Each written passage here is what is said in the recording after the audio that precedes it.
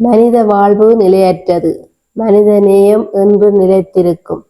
நாம் செய்த செயல்களும் பிறர் மனதில் விதைத்த அன்பும் காலத்தால் அழியாது.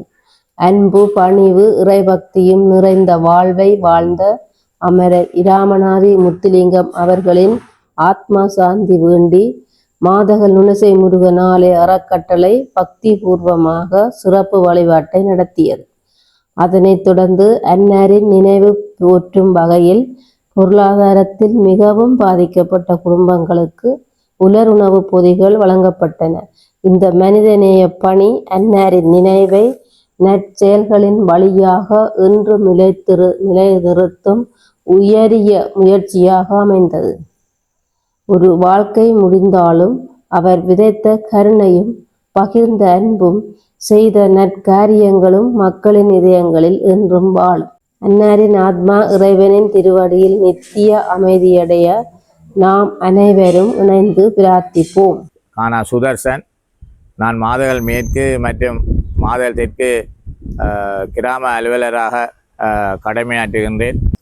இன்றைய தினம் அமரர் ராமநாதி முத்துலிங்கம் அவர்களின் ஆத்மா சாந்தியை வேண்டி மாதகல் தெற்கு மற்றது மாதகல் கிழக்கு மாதகல் மேற்கு பிரிவைச் சேர்ந்த தெரிவு செய்யப்பட்ட 30 பயனாளிகளுக்கு இவரின் ஞாபகார்த்தமாக உலருணவு பொதி வழங்கும் நிகழ்வு நடைபெற இருக்கின்றது.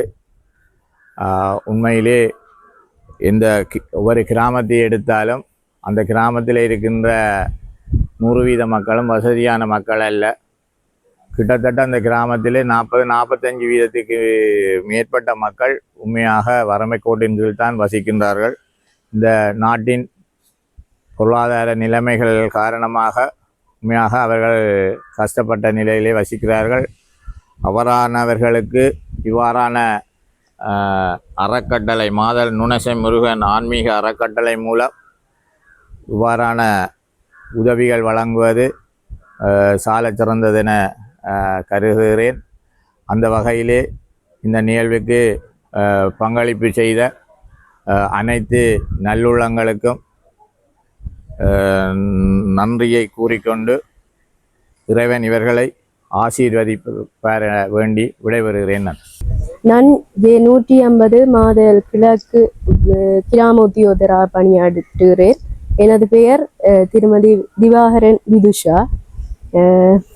இன்றைய தினம் அமரர் ராமநாதி முத்துலிங்கம் அவர்களின் ஆத்மா சாந்தி வேண்டி உலருணவு வழங்கல் மாதல் நுணசை முருகன் ஆன்மீக அறக்கட்டளை இந்த நிதி அனுசரியோட இங்கே நடைபெறுது. இதுக்கு பங்களிப்பு செய்த அவர்களுக்கு எனது மனமார்ந்த நன்றிகளை கூறிக்கொள்கிறேன். ஏன்னு சொன்னால் எங்களோட இப்போ அண்மையில் அஸ்வஸ்மா மீளாய்வு நடந்தது. அதில் நிறைய பேர் அஸ்வஸ்மா மீளாய்வுக்கு தகுதியானார்கள் இருந்தும் அவர்களுக்கு அந்த என்ன கொடுப்பனவு கிடைக்க முடியாத நிலைமை காணப்பட்டிருந்தது. அப்போ அவர்களை நான் இனங்கண்டு அவர்களுக்கு ஏதாவது ஒரு உதவி திட்டம் செய்யணும் என்று நினைச்சிருக்கேக்குள்ள இந்த வாய்ப்பு ஒன்று கிடைத்தது. உண்மையில் அதுக்குள்ள உண்மையாக கஷ்டப்பட்ட ஒரு 10 குடும்பத்தை நான் இதுக்குள்ள தெரிவு செய்யக்கூடியதாக இருந்தது. அந்த வகையில் அரச உதவி திட்டங்கள் மாத்திரமின்றி இப்படியான தனியார் உதவிகள் மற்ற வாழ்வாதார உதவிகள்